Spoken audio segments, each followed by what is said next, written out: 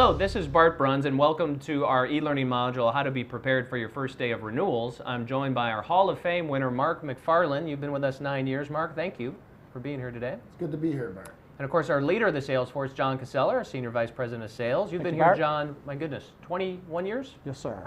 Thank you. So, Mark, if we could start it with you on, I guess here's the question. Why is it so important to have this renewal presentation memorized for the first day to be trained on renewals?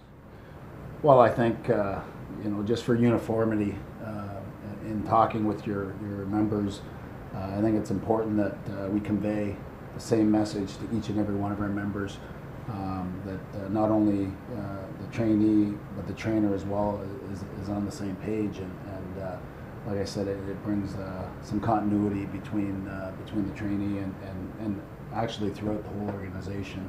And that we're not, we're saying the same thing basically to each and every member, and we're asking the same thing of each and every member. I think that's a key to the whole thing. Yeah, so a unified presentation throughout our whole structure for training, John, was a big part of the task force initiative. So absolutely, and I'm glad Mark has brought this up, because now we're on the same page. We're saying the same thing in the field as we are on the telephones. We're asking the same way for the member to increase their dues. We're quoting the same cost of dues when we get to that point in the negotiation.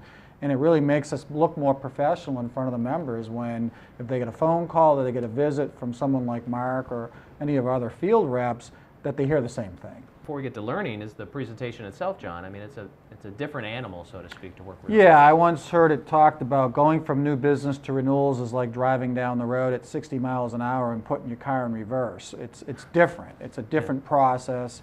It's quicker. They know who we are already, so you don't have to explain about NFIB. It's more getting in there, getting their feedback, showing what we've done for them, and then showing them what's coming ahead so they see the challenge ahead, and then asking them to renew their membership and asking every single member for an increase. And those are the funds that we need to be able to carry the fight. And I think one thing that helped me actually learn the presentation was setting up my packet. I mean, it's basically your packet's set up in the order that you're going to deliver the presentation, which I think is great and really helped me learn it. Yeah, so being prepared, which is really on the front end of this whole packet, of the linear steps to having those packet prepared, is a very important part of all this. So, secondly, how about some tips, again, to your favorite tips on how to memorize this presentation? What would you two say there? I like to go just one sentence at a time myself, and I really work on that, and then I will gradually go through the whole presentation, but I try not to go too far ahead and trying to learn the whole thing. Like I said, it's kind of like eating an elephant. You eat it one bite at a time, and you just take bits and pieces, and you will find, at least I did, I found that by doing it that way, I guess I memorized piece by piece by piece, and then at the end, you just kind of throw it all together, and it really comes to you. And again, at the first few times I said it, I knew there was always something that was leaving out, but again, practice, I think, makes perfect. And I think every opportunity that we get, whether it's driving in the car as a passenger or anytime you get at home away from your responsibilities, I think it's important to have a copy of that around. Yeah.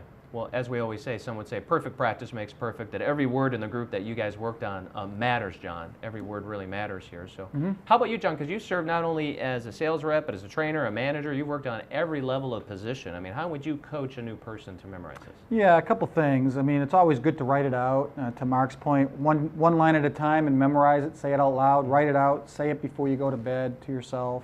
As you're going back and you're studying and you're missing some lines, highlight those spots in the presentation that you might be missing so you can really focus on those parts. And don't be afraid to make a mistake and go back and correct it as you go forward. Yeah, and be brief. Be brief. Don't add anything to it. Yeah, especially with the issue part, to be very brief. And lastly, we have some videos. We call them our YouTube videos. We have Margaret Ogovic, our Lifetime Award winner. We have David Anzadula, another senior sales rep, and many other examples for those who are visual in mind, right, John? So we have a lot of tools. That's right. Yeah, visual, the videos, the audios. I know some folks like to listen to it in the car. They can download it on an audio format, and just writing it out and reading it. Great. Well, thank you, gentlemen. Greatly appreciate it. And thank you for your work on the e-learning module. Again, I would encourage you to think back of why you were so successful on new business when you first started your career, and the same principles do apply to renewals. You have to be prepared for that first day of training. So thank you and good selling.